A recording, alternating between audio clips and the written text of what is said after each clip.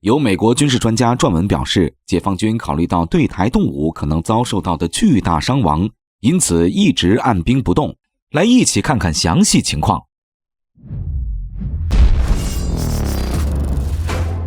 各位老铁们，大家好，欢迎收看本期迷彩虎，我是虎哥。台海局势引起了一些美国专家和媒体的忧虑，一些分析人士认为，解放军可能会在未来几年内陆续实施解放台湾的军事计划，届时甚至可能引发与美国的战争。美媒认为，从2020年9月解放军飞机多次冲破台湾海峡中线开始，就已经摧毁了一个事实上几十年来保持和平的缓冲区。尽管双方剑拔弩张，但是中国大陆和台湾有很多理由避免一场可能导致数万人死亡，破坏其经济，并可能导致与美国发生核冲突的战争。但是西方国家共识仍然是中国大陆将继续努力通过军事威胁、外交孤立和经济手段来控制台湾岛。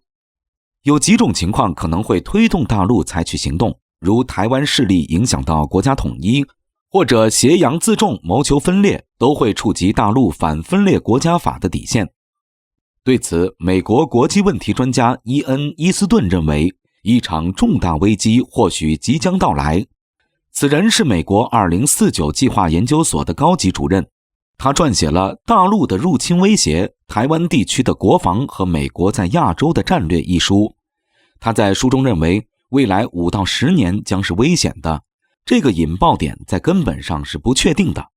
他还认为，解放军在台湾单独作战可能会让大陆付出惨痛的代价，至少付出数十万人伤亡的代价。如果执意强行动武，这些后果由大陆自负。美媒 The Norman Transcript 对大陆解放台湾的看法是这样的：在入侵之前，网络和电子战部队将瞄准台湾的金融系统和关键基础设施，以及美国卫星。大陆军舰还可能在台湾封锁海域，限制台岛内重要的燃料和食品供应。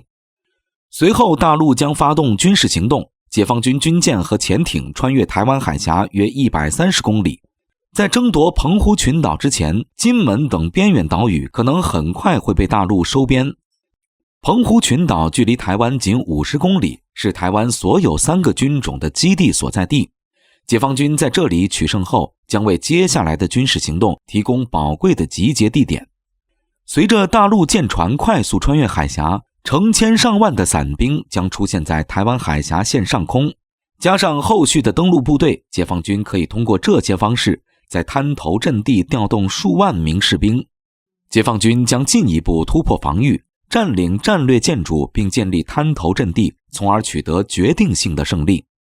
但是台军在2018年公布了一项提高不对称能力的计划，例如可以部署隐蔽性强的便携式导弹系统，这使得解放军不太可能迅速摧毁台军所有防御性武器。而且台军拥有数千枚地对空导弹和高射炮，可能在解放军部队到达台湾岛之前对其造成重大损失。台军也在关键登陆点周围加强了防御，并定期进行演习，以模拟击退从海上和空中进攻的解放军。不得不说，美媒这位叫做伊斯顿的专家观点实在是太过奇葩了。以现在的解放军军事实力而言，基本上有能力在7天时间内粉碎台湾岛内的全部抵抗，并且以最小的伤亡代价完成任务。奈何一些专家学者就是选择性失明，不能客观实际的报道或者指明真相。大陆的底线很明确，如果台湾丧失和平统一的可能，或者域外势力的干涉，都将引起解放军统一台湾的合法行动。面对美媒宣称的所谓台军方上千发导弹，在解放军的信息战和电子战的打击下，完全就是一堆废铁。开战当天，解放军就能通过航空兵陆军和火箭军的远程支援火力，打掉台湾的海军和空军，然后再重点打击岛内重要的军事目标，如军事基地、部队集结点、防空导弹、雷达等战略战术目标。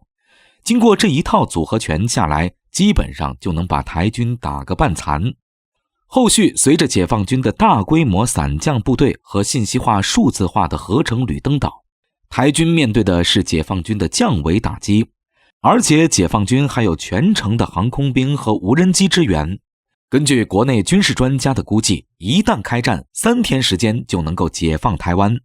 再者，解放军的伤亡数字可能比沙漠风暴行动的美军伤亡还要小。